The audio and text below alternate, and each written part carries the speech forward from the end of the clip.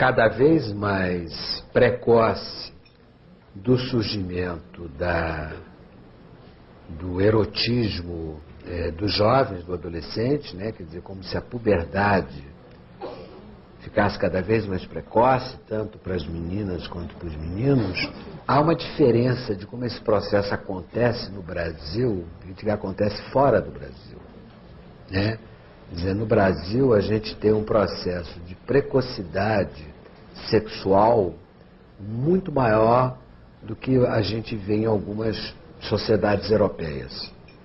Particularmente uma que eu conheço um pouco mais, que é a sociedade francesa.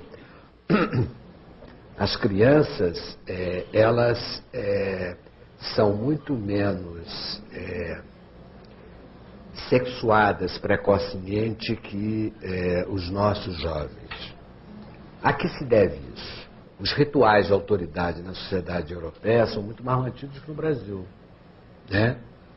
Isto é, esse negócio, por exemplo, que a gente tem, que é um ritual costumeiro, né? Por exemplo, vai ter amigos vão jantar com a gente em casa, né?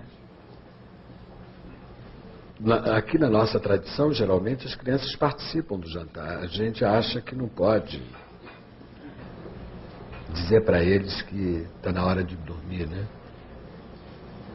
Na sociedade europeia francesa não tem isso, não. Está na hora, jantou antes, vai para a cama, tem escola no dia seguinte. Quer dizer, tem uma ritualização de alguns processos de autoridade, apesar de todo esse esvaziamento mais geral, que faz com que, de alguma maneira, não só a hierarquia seja mantida mais, como também, com isso, um prolongamento da própria infância. E me parece que, no caso do Brasil, quer dizer, em que essa indiscriminação é colocada,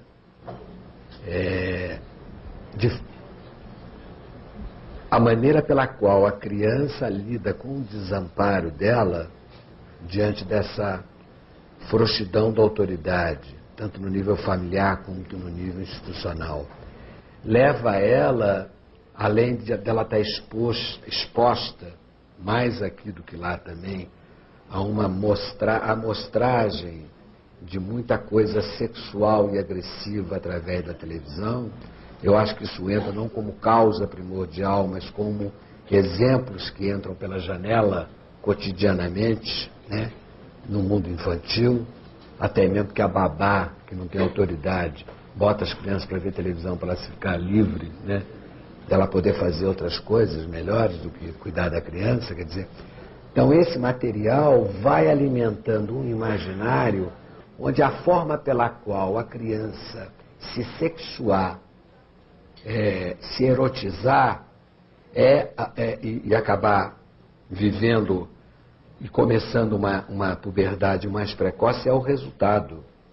Isso por uma razão muito simples. O que a psicanálise descobriu, no fundo, é uma fórmula muito simples, de que a melhor forma que nós temos para lidarmos com a dor é o erotismo.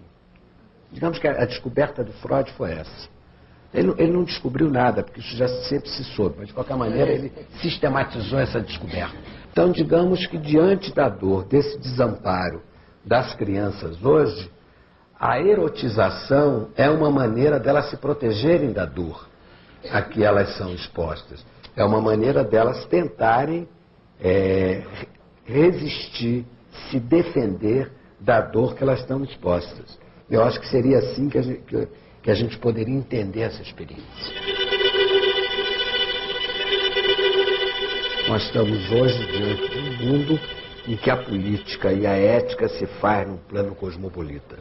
Eu estou me valendo aqui de uma referência a um pensador francês chamado Jacques Derrida, que insiste nessa dimensão dos movimentos cosmopolitas. Eu acho que o movimento feminista, o movimento gay são movimentos cosmopolitas, e eu acho que essa ética política, essa política da multidão, passa por aquilo que ainda o Derrida chama de uma ética da amizade.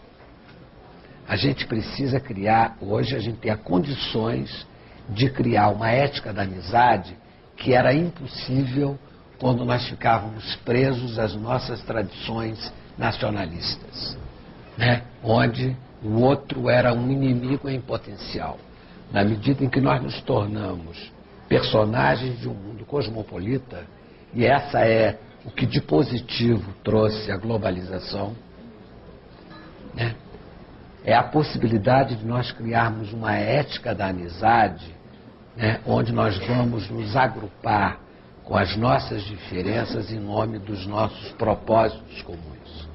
Para isso, isso vai implicar numa responsabilidade nossa com o outro, vai representar uma responsabilidade nossa com os nossos diferentes, vai implicar num aprendizado de uma responsabilidade de saber conviver com o diferente, né? E eu acho, inclusive, que essa palavra diferente hoje, ela assume um sentido que ela não tinha há 30, 40 anos atrás. Saber conviver com a diferença hoje é saber conviver com aquilo que não tem nada em comum com o que eu encontre como referente na minha memória. Porque até então, a convivência com o diferente passava por um referencial narcísico, tá me entendendo? E atualmente me parece que se passa com conviver com personagens tão diferentes que a gente encontra num país continental como o Brasil, ou numa escala mais cosmopolita, e que implica numa certa experiência de poder receber o outro conosco de uma forma marcada por uma terceira dimensão ética, além da multidão e da amizade, que é aquilo também que o Derrida chamava de uma ética da hospitalidade. Saber receber o outro na sua casa.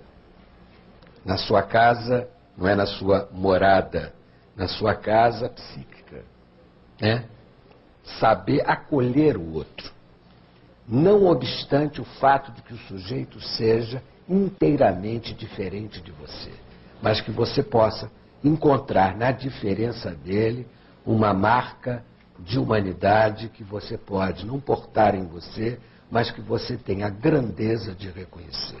Eu acho que o mundo globalizado, pós-dissolução dos Estados-nações, em que a gente pode tentar restaurar formas outras de soberania que não seja do Estado, através da ideia de multidão, nos leva ao mesmo tempo ao exercício de um cosmopolitismo, de uma ética da amizade e da hospitalidade.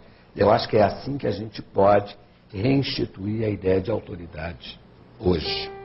No programa de hoje, vimos como ter pais que coloquem limites é importante para a criança ter noção do que é certo e o que é errado. Está aí a chave para a construção de um mundo melhor de se estar, com o outro e consigo mesmo.